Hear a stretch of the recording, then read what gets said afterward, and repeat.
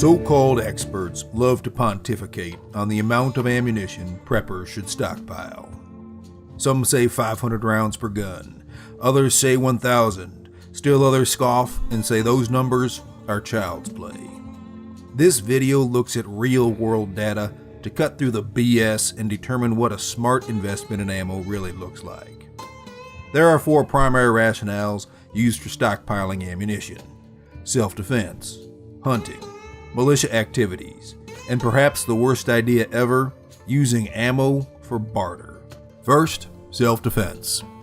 In 2018, only a minuscule percentage of US citizens actually fired guns in self-defense. Cops confront criminals daily, but most have never fired their weapons in the line of duty. Smart preppers also know to avoid gunfights like the plague. But if you must fight, it's good to know how many shots you should expect to fire when guns are drawn. A New York City police report based on more than 3,600 shooting incidents showed that cops fire an average of only 2.9 shots per incident. Claude Warner surveyed close to 500 successful firearm self-defense reports, 36% of which involved multiple assailants. He found successful civilian defenders fire an average of only 2 shots per incident. Greg Ellifrit studied more than 1,700 real-world gunfights. He determined that all weapon types incapacitate aggressors with an average of less than 2 head or torso hits. There will always be outliers on the high end, but that's 3 different real-world sources with large sample sizes, all saying you can expect to fire an average of 3 or fewer shots in the rare event you are ever in a self-defense gunfight. But that's today. What about after SHTF? The American Wild West, with its homegrown law enforcement, guns, gangs, and violence, is the best historical example we have of a real SHTF-like situation. Here are the Wild West's most prolific gunfighters and their legendary kill counts. Now, here are their actual, historically verified numbers of kills. It's important to understand that these men represent the extreme highs of gunfight participation for the time. By today's standards, they would all be considered psychopaths. Out of these 5 record-setting Wild West killers, only 2 are verified to have been in more than 10 gunfights. So, 10 gunfights times an average of 3 shots per fight comes to just 30 rounds. Even if you panic every time and fire an average of 10 rounds per gunfight, that's still only 100 bullets. It's the folks playing too many video games that think you need more than that for self-defense. One more thing. It turns out murdering lots of people has some fairly predictable consequences. Next up, hunting. Just because you plan to hunt, it does not mean you're going to be successful. More than 105,000 hunters registered for the Oregon 2017 deer season. Only 25,000 deer were harvested that year. That means more than 80,000 hunters went home empty-handed. Finding game will only get harder during SHTF because every fool with a 9mm pistol or a shotgun will also be out there trying to murder animals. The Alabama DNR notes that deer were almost hunted to extinction in that state during the Great Depression.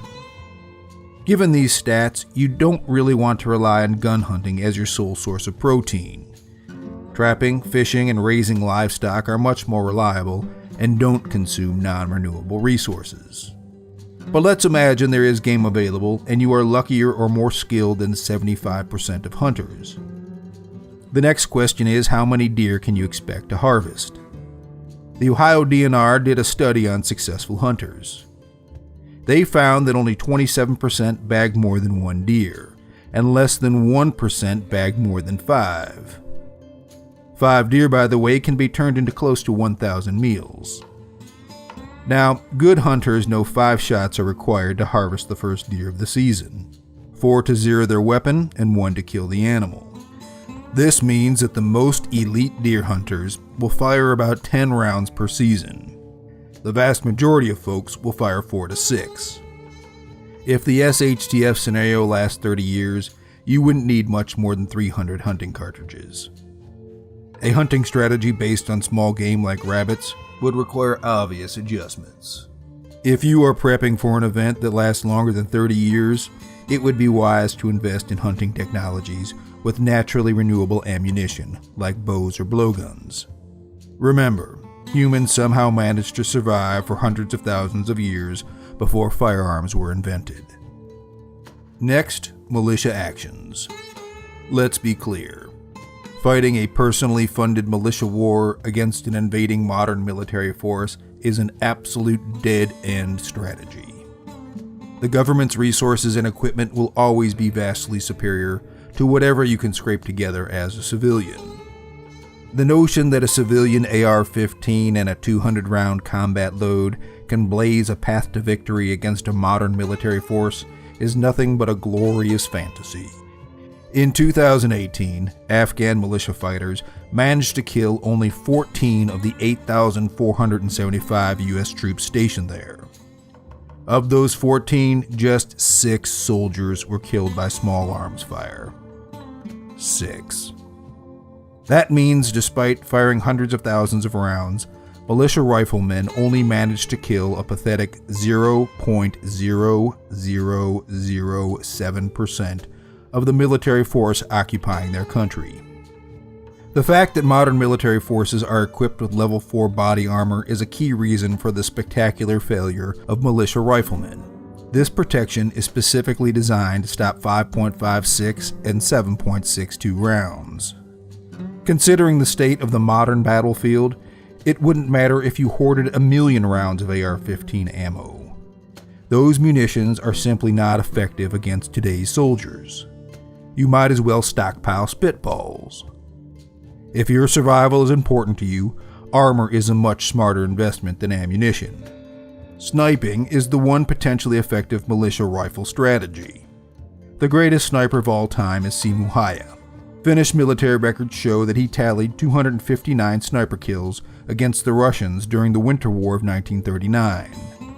His sniping career ended after only 119 days when he was shot in the face and permanently disfigured. So, if you think you can match the very best sniper in the history of mankind, you won't need more than 300 rounds to prove it.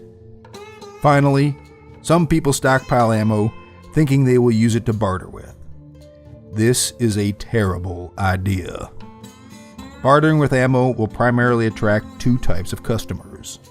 First, the desperately unprepared. People with no ammo are not likely to have anything else of value to trade to a well-prepared person, and you've got to ask yourself what they plan to do with the ammo you give them.